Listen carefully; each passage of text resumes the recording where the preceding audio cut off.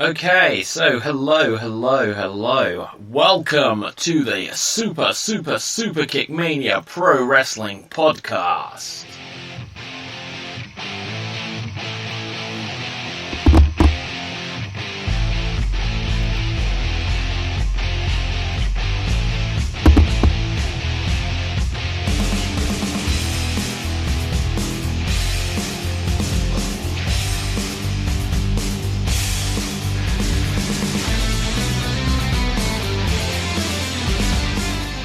Yes, that's right. Super Kick Mania Pro Wrestling Podcast is back. Now, there's a little bit of housekeeping we need to do at the beginning. For anyone wondering, wait a minute, what do you mean it's back? It never went away. Well, that's correct, but we haven't had too many episodes on the actual podcast audio download service recently. They've mostly been live streams, so do check those out because there's going to be a big overhaul coming very, very soon. Lots of things are happening behind the scenes to make the Super Kick Mania Pro Wrestling Podcast a super great show, both for audio listeners and for the people that like to watch video podcasts. But enough about that for now. Let's talk about some wrestling. So, if anyone has seen it within the last week, and how could have anyone missed it, there has been the Thunderdome. Yes, the Thunderdome has been unleashed upon the world. If anyone doesn't know what that is, WWE have got a new filming location. They have moved from their performance centre into a building, an arena, which they dub the Thunderdome. And it's a high-tech place. It definitely gives it a much bigger feel than when they were at the Performance Centre or like Full Sail for NXT.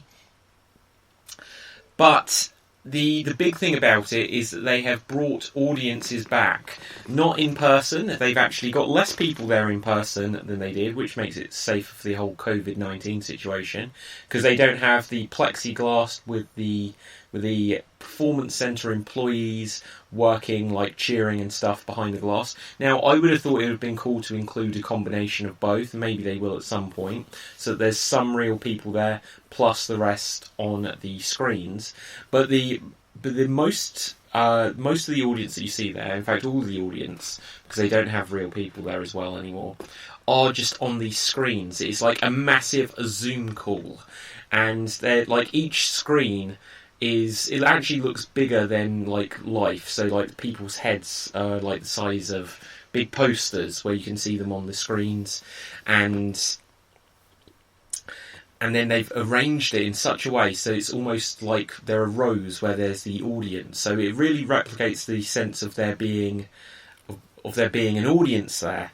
Now, I think it's cool, it's fun. It's certainly not something which I think is going to change the ratings for them, because why would it? Like, are more people going to watch just because there's a Zoom call in the background of the wrestling they're watching?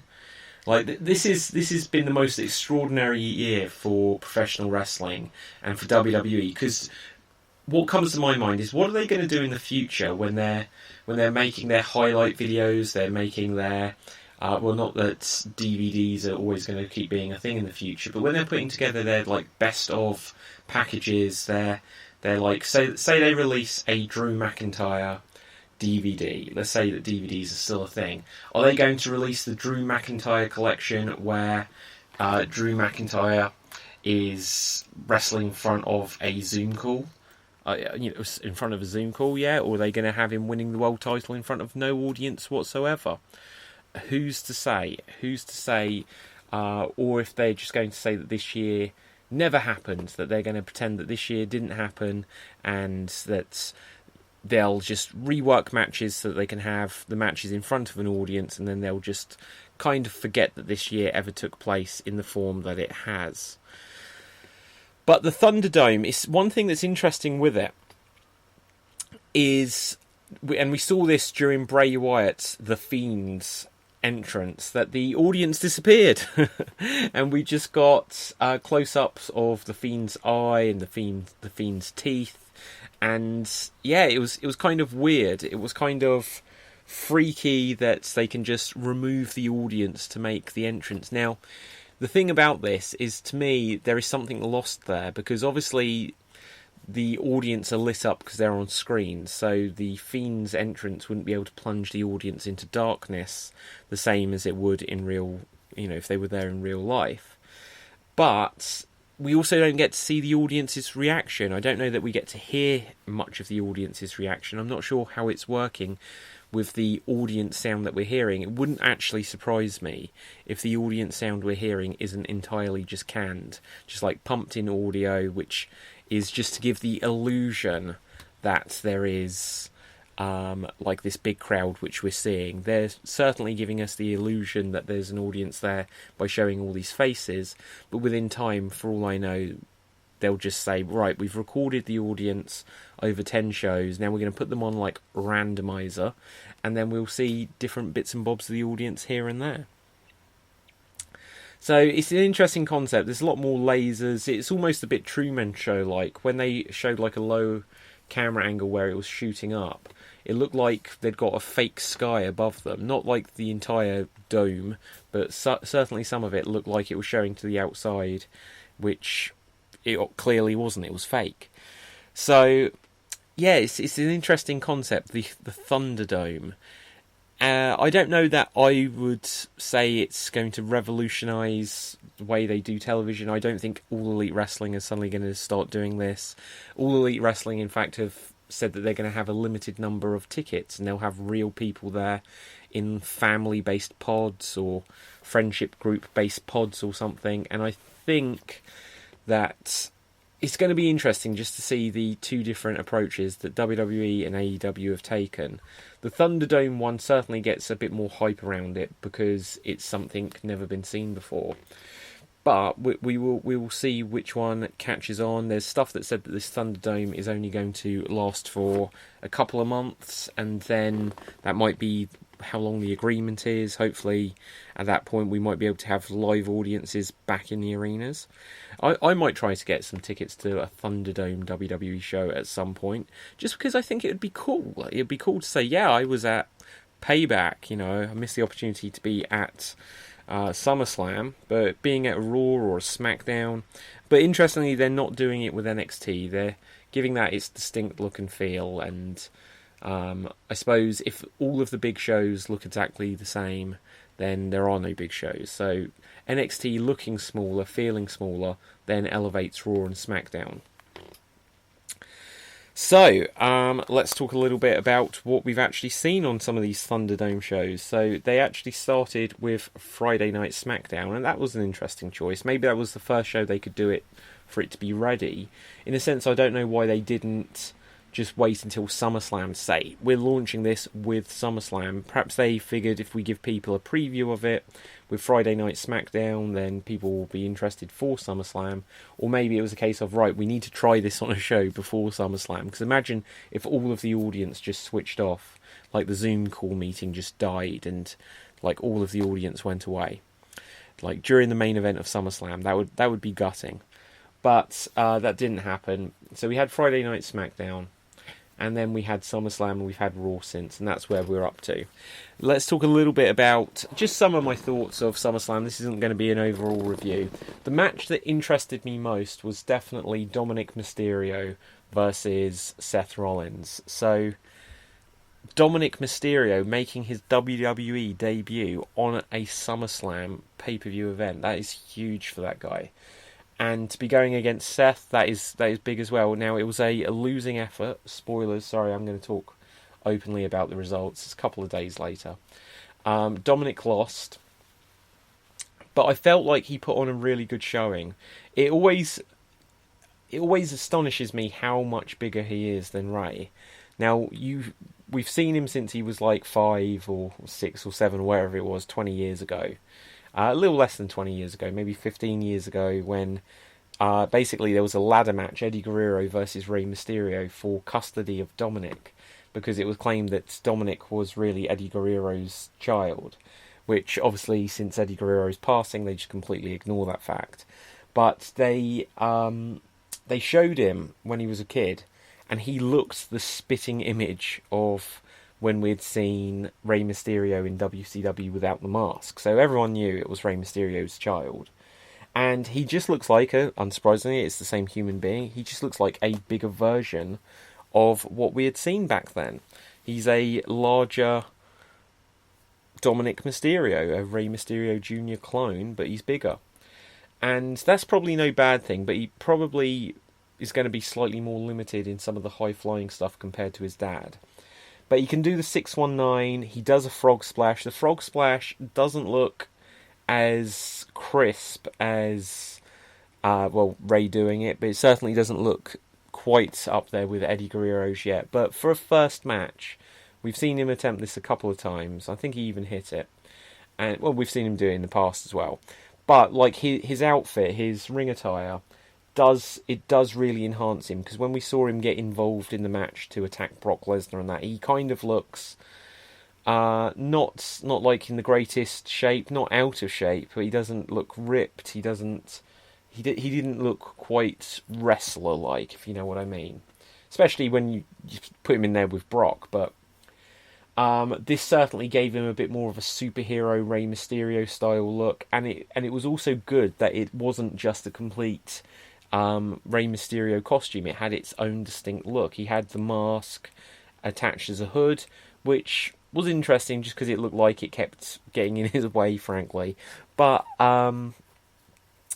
it was a good match. There was shenanigans with Buddy Murphy on the outside, and then with Rey on the outside with his one eye patch after... Oh my god, I haven't even spoken about this. The eye for the eye match, Rey Mysterio versus Seth Rollins from a month ago, was by far the worst angle WWE have done in years. I was appalled by it, frankly. I think it was just poor taste.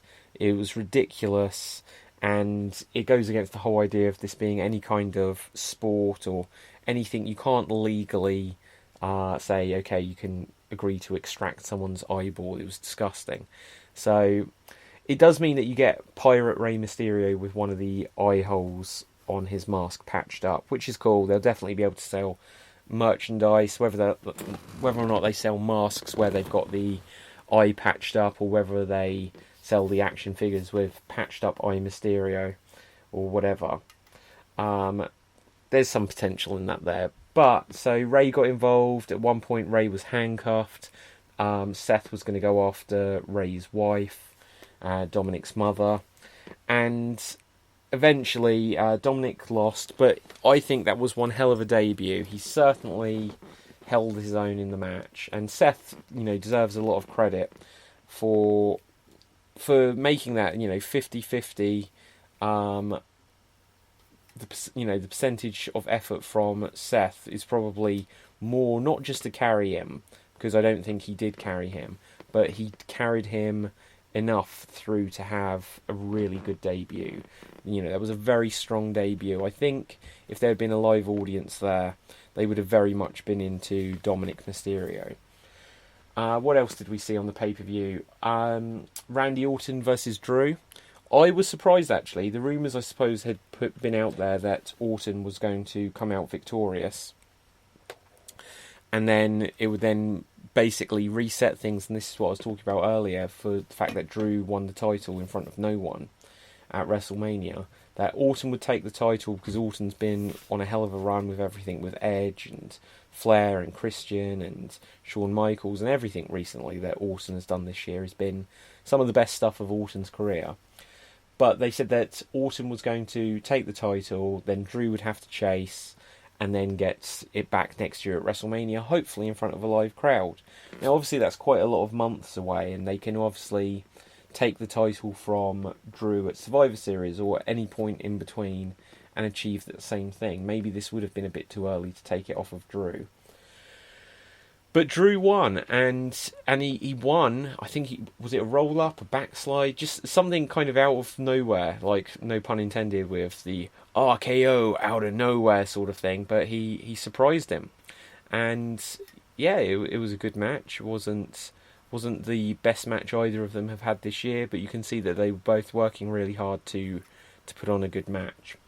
The other match that I'll speak about from SummerSlam, and there's definitely others, there was obviously Oscar and Bayley, Oscar and Sasha, and yeah, great stuff, great effort for double duty there. But the last match I do want to speak about, because I don't want this to be the longest podcast today, it's just really a checking in, catching up, saying, hey, we're going to be back in a bigger way very soon. With some of the people that we've had on it, some new people as well. You know, there's lots of people in the Extreme Improv community who are massive wrestling fans, which has been wonderful to discover during this lockdown period.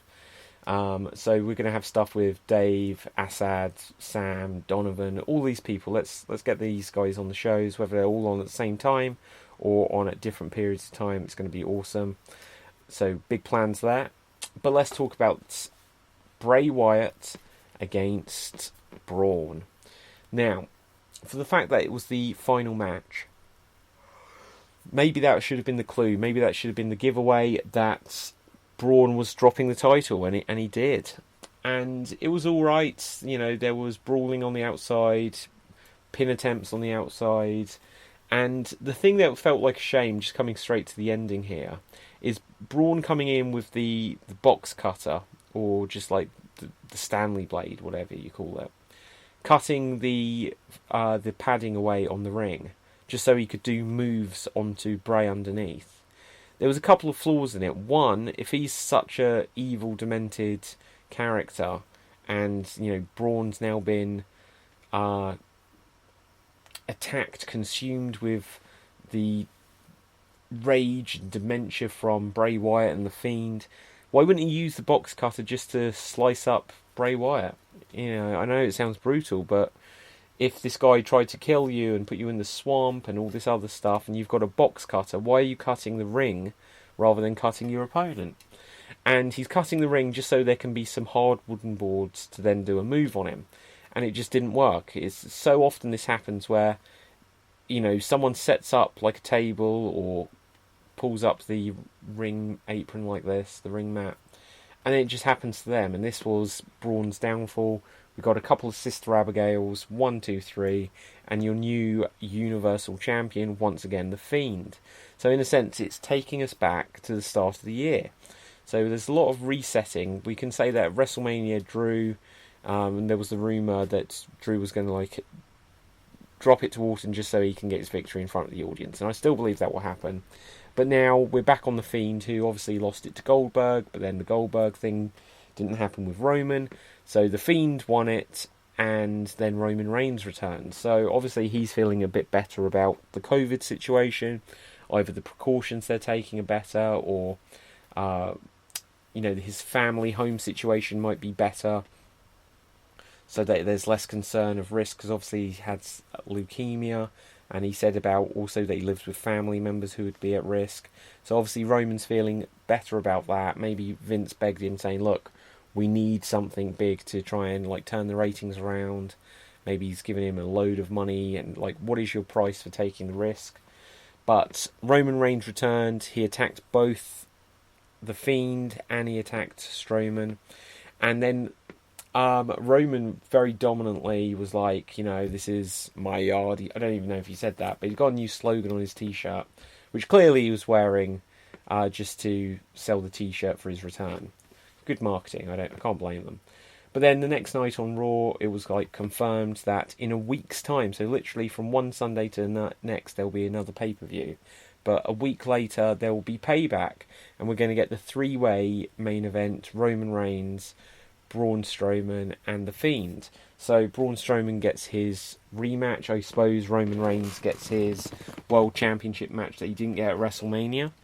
Although, why can you disappear for 6 months and then just turn up, attack the World Champion, and get a World title shot?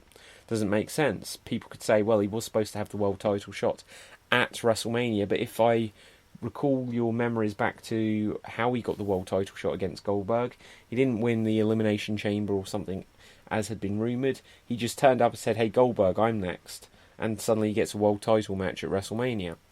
And now this is just like, hey, I didn't get my world title match that I just asked for, so now I'm just asking for it again. It's amazing that Roman has this swing and ability just to get put into these matches like this. Maybe I should just ask for a world title match. So that's what's where we got up to there. I'm trying to think what other matches they announced. Let's just have a quick check-in what else is happening in the wrestling world. One thing that's always good to do for the podcast. Just check out what's happening. So there's going to be a contract signing, I see, on SmackDown. Ooh, let's have a look at this. And we've got... What else have we got? Any other big news? Oh, obviously we had Keith Lee make his Raw debut. So obviously he's no longer in NXT after dropping the title at TakeOver. It says the new 24/7 champion. I can't even remember who that was that won that. And let's have a look. Oh my gosh. Virtual fan on Raw holds up Chris Benoit pick. I'm just reading the headlines on eWrestling News. And I didn't see about that. So what, they just made it look like Benoit was on the Zoom call. That's insane. I've been watching Dynamite from this week. Obviously, this last week, rather. It was on Saturday. Head-to-head, once again, with NXT for their TakeOver show. And Brody Lee won the TNT title from Cody Rhodes. And yeah, good match. I think this has come just in time because Brody Lee came in, the Exalted One, literally the week that lockdown began. So without the audience there, that whole thing was a little bit of a bust storyline, to be fair. And he went straight into a main event world title match with Jon Moxley, didn't win, and he's been kind of floating. Rather than being this mysterious, exalted cult leader, whatever, he's just basically been a Vince McMahon rip-off character, and there was no more mystery around him after the fact of like, oh, so why was he hiding who he was? We know it was just because his contract with WWE hadn't ran yet. So he's now the TNT champion, and that's probably going to save him in this Dark Order storyline, because without that, he'd just been floating for a couple of months now. So that's exciting. Obviously, we're building up to All Out, and MJF's had the whole storyline where a week ago he was jumped from behind, as he says it, by Jon Moxley. He's trying to ban the double-arm DDT, the paradigm shift, and I'm really hoping that MJF will win the world title, because it doesn't harm Jon Moxley too much to lose it, because he's not had a live audience in front of him. So he can come back and win it again in front of a live audience. MJF can get huge amounts of heat from a live audience, but he'll also just be able to be the cocky bad guy in front of no one. And they are going to have a few live audience in attendance soon anyway. So, yeah, lots of stuff happening in the world of wrestling recently. Since the last audio podcast, stuff's been coming back with New Japan. There's talk that MLW may be coming back. I mean, gosh knows what's going to happen with everything. Like on AEW, we just had Thunder Rosa, who is the NWA Women's World Champion. She made her debut there. Don't know how much she's going to be in AEW, but it really, with people like Flying Brian Pillman Jr. From MLW, and talk of Davey Boy Smith Jr., Harry Smith going over to AEW, and Thunder Rosa and Ricky Starks and people going from NWA. Some of these smaller promotions, I fear, may not survive the pandemic, but hopefully they will. Hopefully they'll be back in a bigger way, because especially with the NWA, so they haven't run their shows, but it's not like it was Billy Corgan's only thing in life. So he can just put that on ice and then bring it back in a bigger way soon. So anyway, I'm going to wrap things up now. It's been awesome to just be able to do an audio podcast again. Just to do something short. I'm going to do these a lot more regularly. And for anyone out there, because I haven't really plugged this stuff at all since lockdown, just because I've been concentrating so heavily on the live streams and the streaming podcasts. I've got a bunch of podcasts from the last few months to upload onto just the audio version. But like I said, I've been working so heavily on the streams that finding the time and getting all of these lined up before I have to do the next stream and getting them all uploaded has been a little bit of a slow process. But there's going to be loads and loads more. So if anyone doesn't know this, if they just listen to the Superkick Mania Pro Wrestling podcast, this is part of the Extreme Improv Podcast Network. And Extreme Improv is an improvised comedy show. That's how it all started. But one of the things about the improv comedy, especially with what we do with Extreme Improv, is a love for it to play into pop culture and You know, it's the show that I run, so I can let it play into the pop culture stuff that I really like. And I've, you know, since discovered lots of other people who are involved in extreme improv also really love. And that includes pro wrestling. So there is going to be more pro wrestling related content. There's also going to be the Mega Movie podcast having a lot more content going forwards. So if you're a movie fan, you know, if you want to hear about movies that's a sci-fi and TV and fantasy and cult stuff, you know, all that stuff's going to get covered. Then there's the Games Monster podcast, which is all about video games. And of course, if you are an improv fan, I do recommend you check out any of the stuff that we've got going on.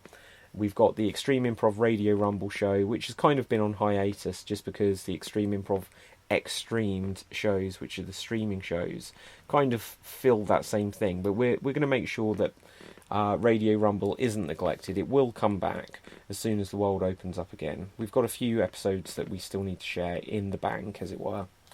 And then we've got the Extreme Improv Chat Show, and there's going to be more episodes of that at the moment, and more episodes of the Extreme Improv Skills Show, where it will teach you how to do lots of improv. I will just mention that I've had a book out recently, the Extreme Improv Big Book of Improv Games.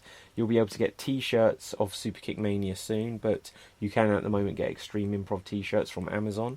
The Extreme Improv Big Book of Improv Games is available worldwide as a paperback, and it'll teach you how to play over 100 improv games. And it's also available on Kindle. Just go to your country's Amazon shop, and just on like Amazon.com or Amazon.co.uk.ca for Canada, so on and so forth. Just type in Extreme Improv and all the good stuff will come up there. You can watch any of our streams, including lots of the archive of the Superkick Mania streams, on our Extreme Improv YouTube channel. So youtube.com/Extreme Improv. Also go over to twitch.tv, and you can really support us there by giving us a subscribe. So if you can afford a subscription, because I know times are tough at the moment, please go over to twitch.tv/Extreme Improv, and we'd really appreciate that.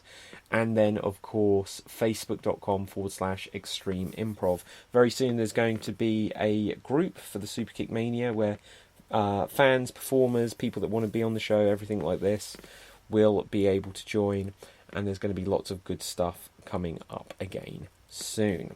So I will begin to fully wrap things if I haven't already wrapped things quite enough there. But this has been the Superkick Mania Pro Wrestling Podcast. I'm really hoping that there wasn't an echo, because I think the two mics were on at one point. But hopefully you'll stick with us and you'll be back, and we will have some more Superkick Mania Pro Wrestling related content soon.